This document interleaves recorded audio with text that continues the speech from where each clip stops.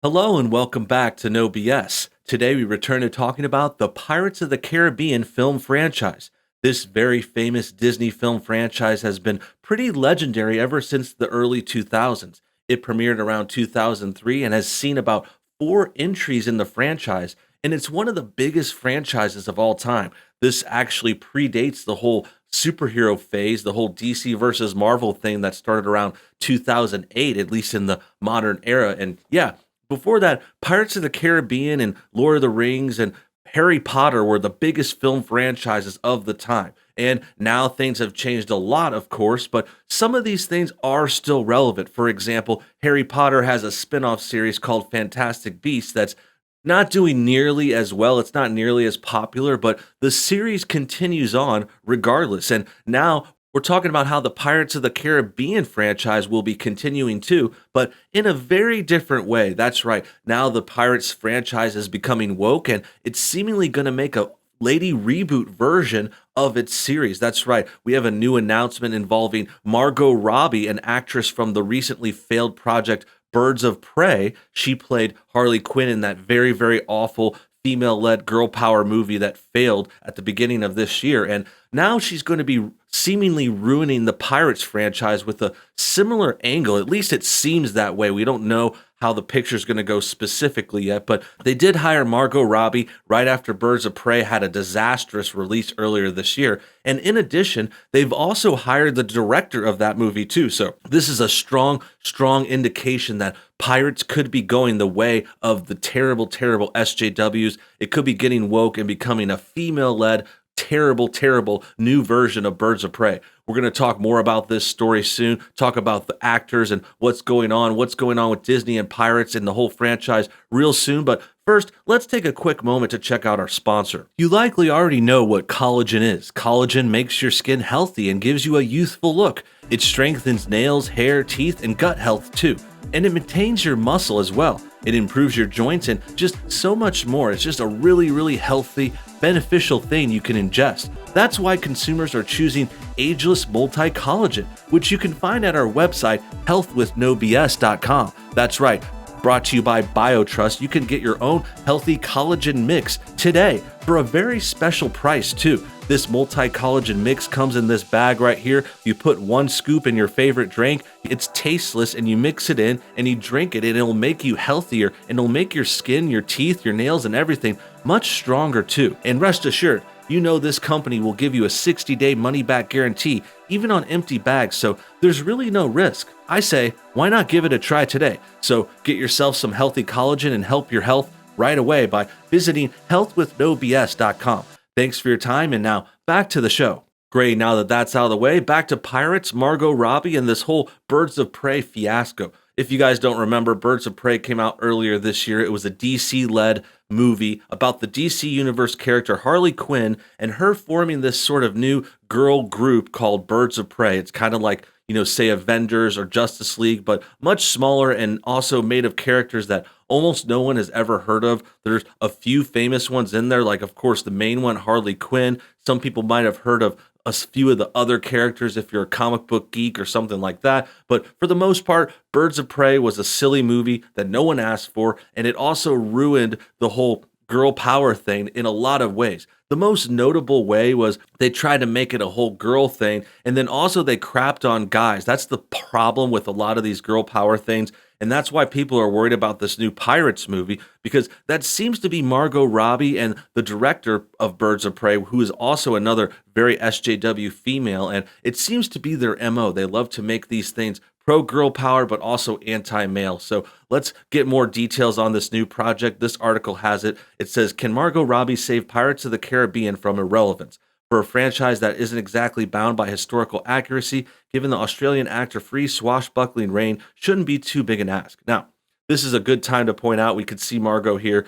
Let's point out the obvious. She's a very pretty girl. She has great camera presence. She's also a fine actress. She's done really well in a lot of projects. Like, I don't hate her as much as, say, a Brie Larson or someone who's far, far worse and less redeemable. No, Margot Robbie just had a few minor slip-ups, but she definitely seems to be going down the Brie Larson route. That's the way it looks right now, at least, because she's going all pro feminist. And also, the other point and the other similarity is these girls are both blonde, white chicks who got famous mostly because of their looks, mostly for being cute and being pretty on camera, a little bit for their acting and their sense of humor, but mostly for their looks. And the funny part is that in their new feminist movies, they play them down. They don't dress pretty. They make themselves ugly almost, like on purpose. Like, and I'm not saying they need to get naked or get totally risque or anything like that. But if you saw Birds of Prey or Captain Marvel, their previous woke movies, you could tell that they just tried their best to not make them attractive. Like they wore these ill-fitting clothes. They look like stumps, like they had no form, no figure. And it's just totally the opposite of what people are expecting from these actresses. They get famous for being pretty and then they spin it around and turn into these woke activists, which is another big problem.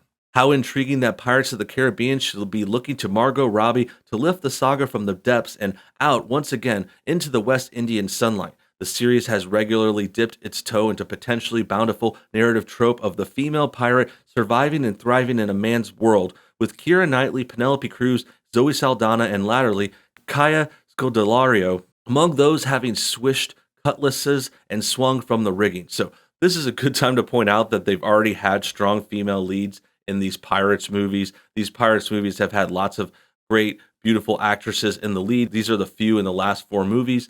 And then I want to address the whole like bringing this franchise out of irrelevance. Like I can understand that the last movies haven't been as popular, but as we're about to see, like Johnny Depp and Jack Sparrow are like the signature character for these series. If you haven't been familiar, like Jack Sparrow is like the most legendary pirate character of all time. He's funny.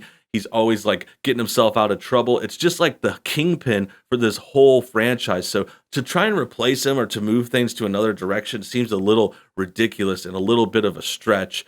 But I guess they might need to come up with some fresh takes, but I'm not sure this is the one. And yet the saga has had its issues with gender representation. Scodelario spent most of 2017's Dead Man Tell No Tales being ogled by Johnny Depp's much older Captain Sparrow. Previously, Knightley's journey from damsel in distress to briefly pirate king of the famed Nine Pirate Lords ended with her back on land and spending her days longing for once a decade return Orlando Bloom's Will Turner. As a fantasy series in which ancient gods prowl the oceans, immortality is real, and our barmy buccaneers can switch from life to living death at the touch of a magic gold sovereign. You might think Pirates of the Caribbean would have little need for historical realism, yet the idea of a female pirate surviving at sea for long without having to disguise herself as a man, like the real-life 18th century figures Anne Bonny and Mary Read, as well as Cruise's Angelica in 2011 Stranger Tides, seems even more fanciful than the existence of a fountain of youth. Having a woman on board was often considered to be bad luck during the golden age of piracy because captains feared their presence would cause crew members to fight among themselves. And yet, it seems highly unlikely that Disney would consider transforming the swashbuckling series into a scurvy sea dog take on Albert Nobbs, even if that story is surely a fascinating one that will one day be told far away from the world of blockbuster cinema. So they're worried about gender representation in a pirate movie where people die and come back to life, and there's like walking, talking octopuses, and there's like an octopus man. Like, this is just the most ridiculous thing. And I think they're trying to point that out, but then also complain about it. Like, they're trying to play it both ways, which is kind of silly. And then they try to deny this actually could be a problem. Like, yeah, having one female on a ship full of pirates could obviously cause some tension. Like, have you ever been in that situation in real life? Like, you don't even need to be on a pirate ship. Like, you could just go to, say, a room or event, and if there's one girl, the guys are going to naturally start competing to kind of like flirt with her, talk to her, whatever it may be. So having that situation on a pirate ship, this situation also being set hundreds of years ago. I mean, I'm not saying anything nefarious is going to happen, not necessarily going to talk about misconduct, but it's just, even then, like, just going to be competitive. Everyone's going to be trying to talk to her. It's just, you know, it could be a distraction. Now, I'm not saying the girls don't have a place there, but having one girl on a pirate ship can obviously set up that situation. It's just obvious. And since mostly dudes are applying to be pirates, they kind of just went with the whole all male thing. But that's not really a problem. That wasn't a problem in history. Girls weren't vying to be on these ships at the time. If they were, there would be more female pirates in history and the books and stuff like that. But the truth is, they only care in this situation because it's a movie, it's a popular series, and they want more girls on camera. They want to like take over all the popular series. That's what we've seen time and time again. It happened with Marvel when they ingested us with this terrible Captain Marvel character who took over the Avengers and becomes the strongest one out of nowhere. It happened with DC with Margot Robbie's character. At first, she was just a cool side character in Suicide Squad, but then Birds of Prey turned into this all-girl nightmare that nobody liked. And that's the more important note. Although Captain Marvel did extremely well, of course, it made $1 billion, but Birds of Prey didn't. Birds of Prey lost money. This is a failed project, a failed strategy. I don't get why they keep trying the same things over and over again, even if they fail, even if they go down in flames. And the fact of the matter is, this is a fantasy movie about pirates and worrying about gender representation. It's just so silly. Margot Robbie, if she ends up signing on the dotted line, won't exactly be stepping into Depp's well-worn boots.